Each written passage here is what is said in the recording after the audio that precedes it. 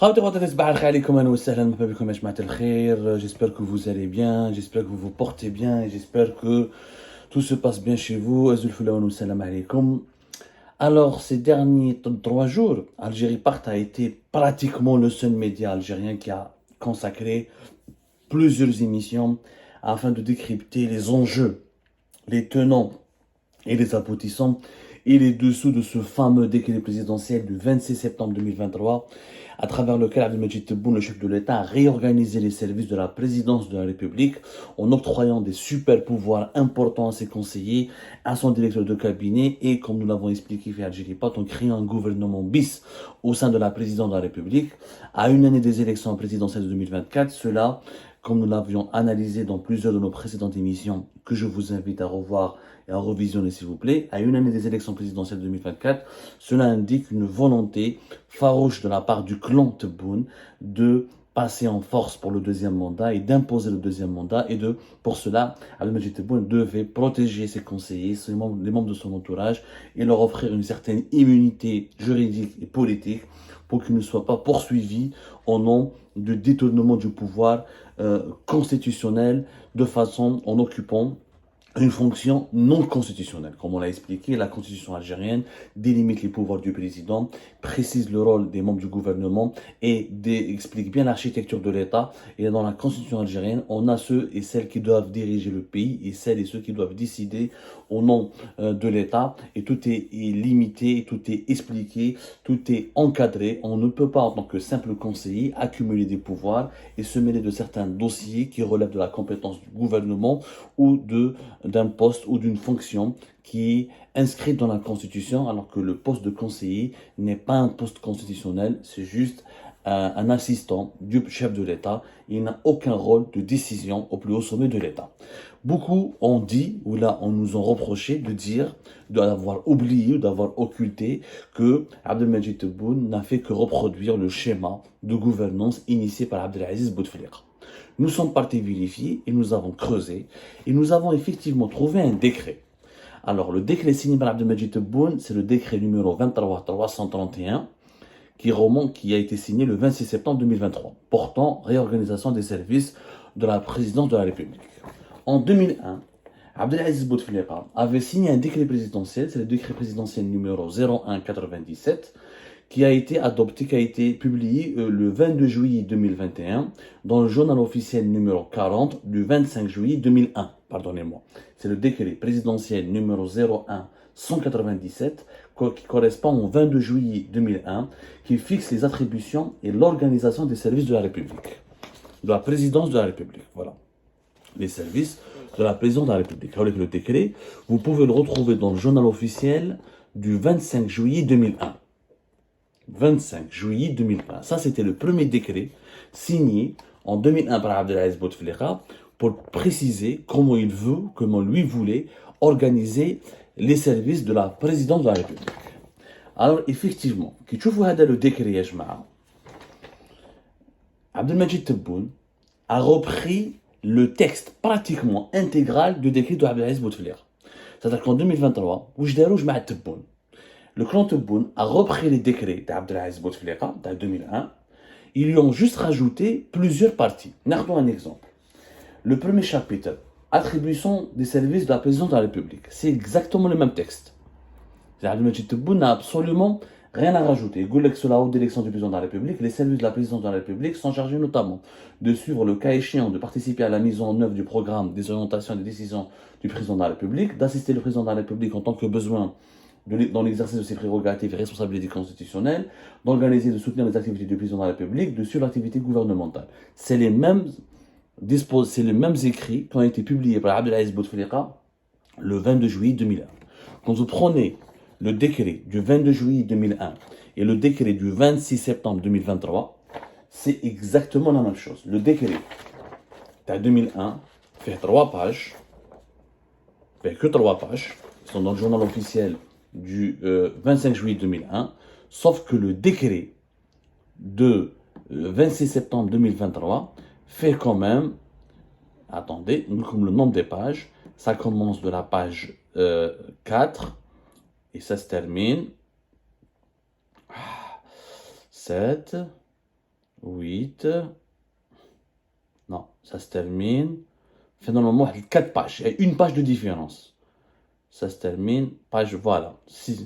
Fait exactement une page de différence.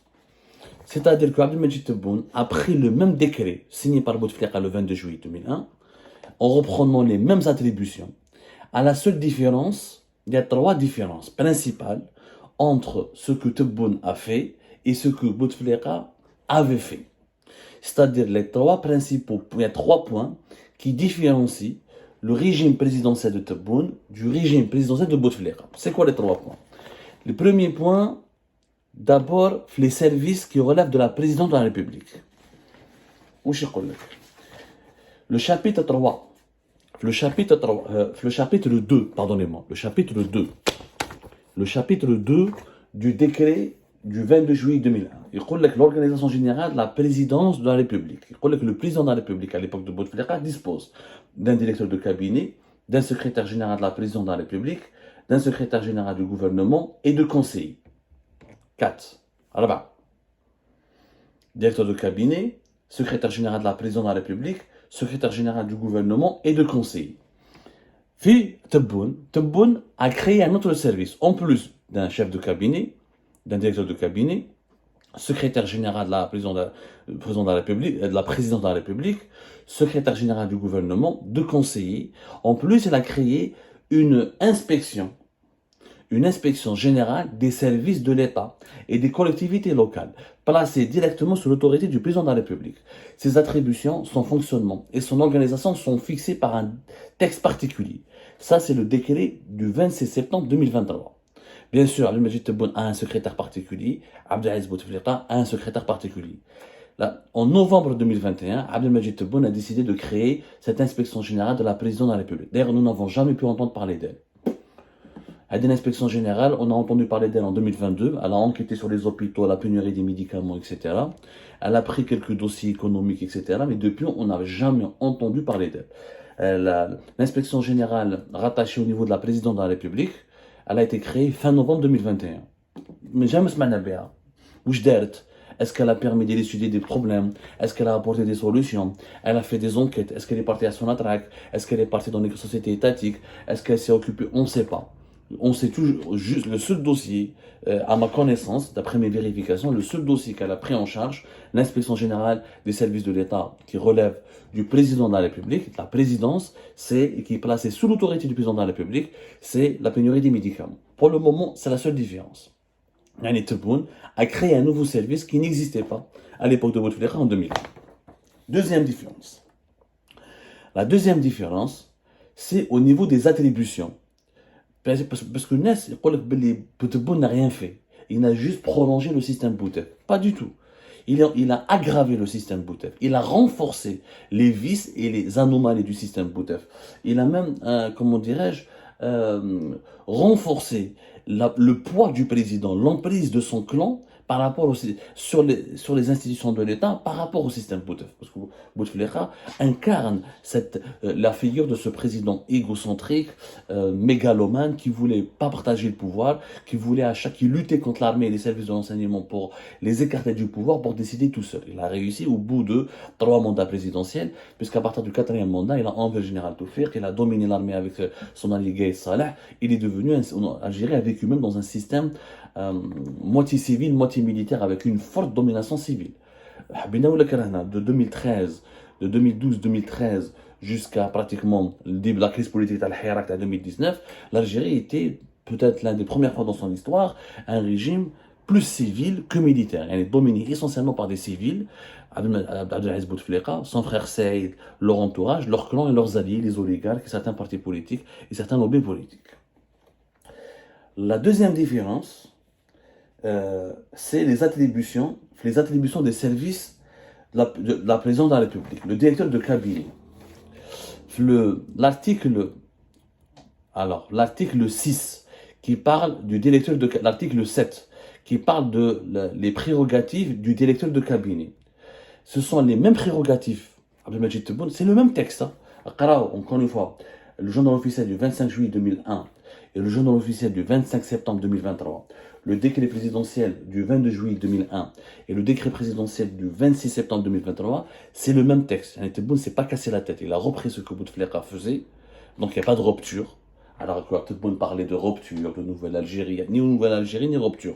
Il a repris exactement les mêmes dispositifs, les mêmes dispositions, les mêmes articles du décret d'Abdelaziz Bouteflika, le 22 juillet 2001, sauf que dans le directeur de cabinet, il lui a rajouté une compétence qui n'existait pas à l'époque de Bouteflika. C'est suivre le traitement de l'analyse des requêtes des investisseurs opérateurs économiques et autres requêtes spéciales en coordination avec les conseillers. À ce titre, il dispose de l'élection des requêtes, celles-ci qui assurent notamment les tâches de centralisation, réception, ventilation des requêtes et du suivi de l'état de leur exécution. Elle tient à cet effet un fichier des requêtes et établit des états statistiques mensuels. Ça, c'est le décret du 26 septembre 2023. Cette délection n'existe pas à l'époque de Bouteflika. Le directeur de cabinet à l'époque de Bouteflika n'avait pas du tout cette délection. Quand il y a une direction du protocole, la sécurité présidentielle, une direction de l'interprétation et de la calligraphie, il y avait une délection des requêtes et des relations avec les citoyens, mais il n'y avait jamais une délection des requêtes avec les opérateurs économiques. Les opérateurs économiques avaient directement relation directement avec le gouvernement. Mais qu'est-ce qu'il y a des services de requête? C'est une différence qui est notable entre le décret du juillet 2001 et le décret de septembre 2023. Donc Abdelmajid Tebboune a concentré au niveau de la présidence de la République la gestion des dossiers économiques. C'est-à-dire que les investisseurs, les entrepreneurs qui soient nationaux, étrangers, s'ils ont un problème avec l'État, c'est à la présidence de gérer ces problèmes, de recevoir leurs requêtes, de faire des réponses, d'apporter des réponses. Ce n'est pas au gouvernement. Et ça, c'est une nouveauté. À l'époque de Bouteflika, oui, il y avait une délection des requêtes, mais des relations avec les citoyens. Je crois que les citoyens pouvaient envoyer des lettres à la présidence et demander l'intervention du président. Non, celle-là, c'est une délection qui est spécialement placée sous la responsabilité du directeur de cabinet et qui a pour objectif et pour mission de traiter les problèmes des opérateurs économiques et d'interagir avec les opérateurs économiques et de centraliser à son niveau les requêtes des opérateurs économiques. Ça, c'est nouveau. Troisième grosse différence, pour vous montrer que le régime Tebboune est vraiment différent du régime de Bouteflika. Il en a juste repris la substance, c'est vrai. Il a même repris les mêmes mécanismes de fonctionnement, mais il a aggravé les lourdeurs, il a aggravé la mégalomanie du régime de Bouteflika. Comment? En donnant des super pouvoirs à ses conseillers. Fait 2001, Abdelaziz Bouteflika, dans son décret, il ne précise pas les compétences des conseillers. Il n'y a pas de compétences des conseillers. Il parle du secrétaire général de la présidence, il parle du directeur de cabinet, il parle des attributions, il parle du fonctionnement général de la présidence, il parle de quelques dispositions, mais il n'y a aucun texte en 2001 qui explique le rôle des conseillers. Abdelaziz Bouteflika n'a pas donné des super pouvoirs à ses conseillers, il ne les a pas mêlés à des missions bien précises.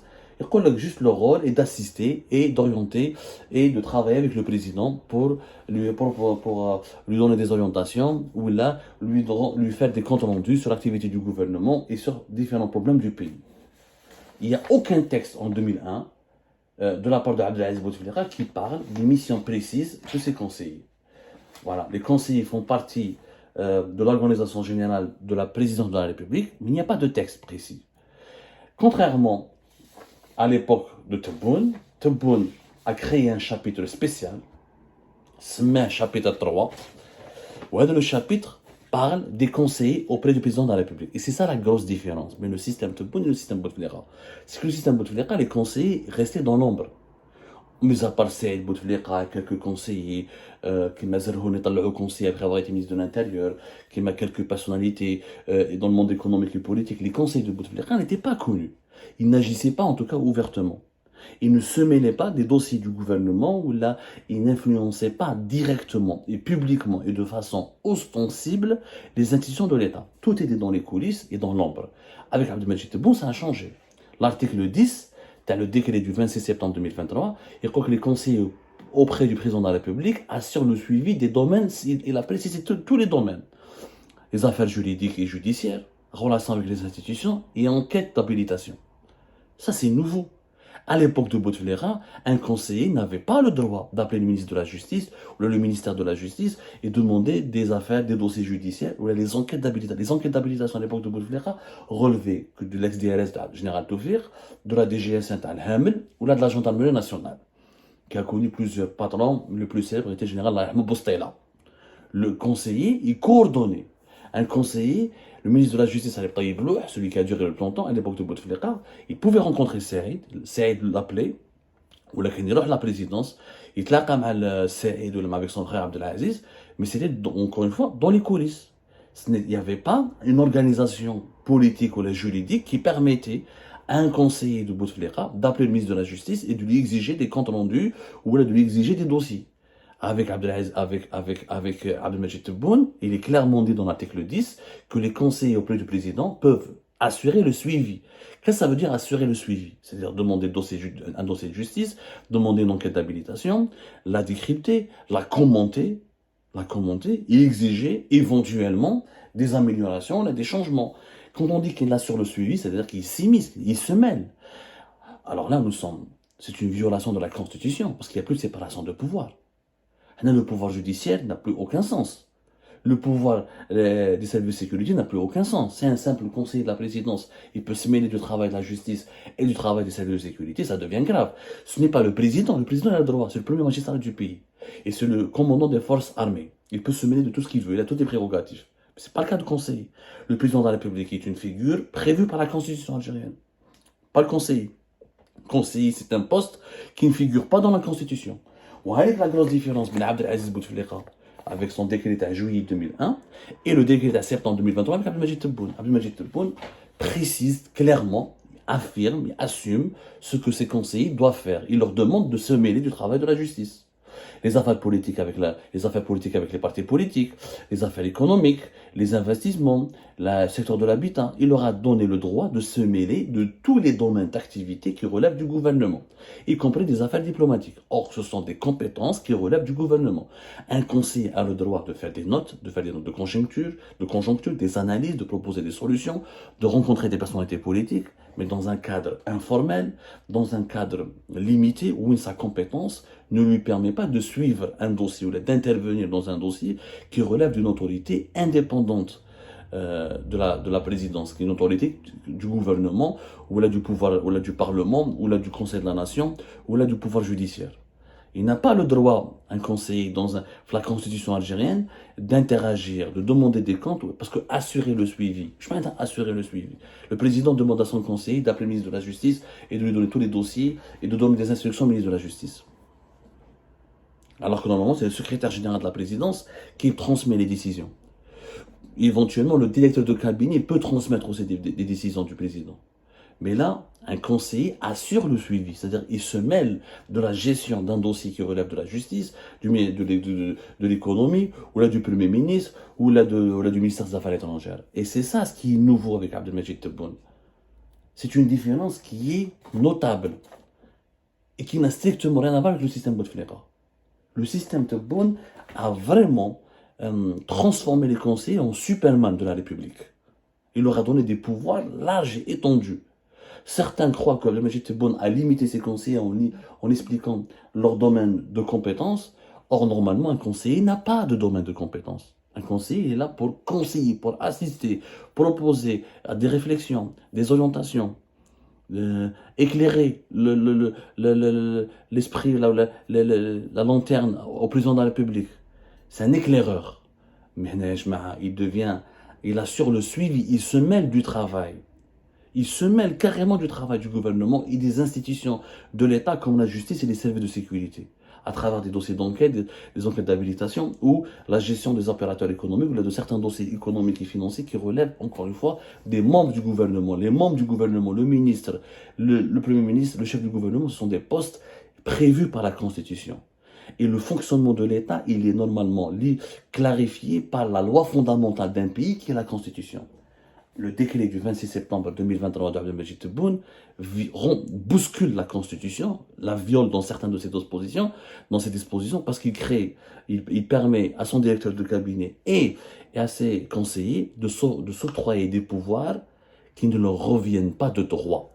ce sont des pouvoirs qui normalement relèvent du gouvernement, des membres du gouvernement et de certaines institutions légitimes de l'État, Cour suprême,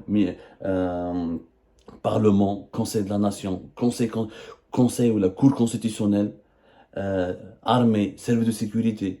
Les institutions qui sont constitutionnelles. C'est pour ça qu'on parle d'un pouvoir non constitutionnel qui a été légalisé et qui fait promu et transformé en un pouvoir légal par Abdelmajid Tebboune. Ce que Abdelaziz Bouteflika n'a jamais fait en 2001. Abdelaziz Bouteflika, Khaoutou et ses conseillers restaient dans l'ombre. Ils complotaient dans l'ombre. Ils manœuvraient dans l'ombre. C'est pour ça qu'on parlait de force non constitutionnelle. C'est pour ça qu'on parlait d'un pouvoir occulte. Il n'y a plus de pouvoir occulte avec Abdelmajid Tebboune, parce que c'est devenu un pouvoir qui est visible, qui est reconnu et qui a une base légale qui lui permet d'intervenir et de s'ingérer dans les affaires les plus sensibles et les plus sérieuses de l'État. Voilà les grandes différences et voilà pourquoi le régime Tebboune est pire que le régime Bouteflika.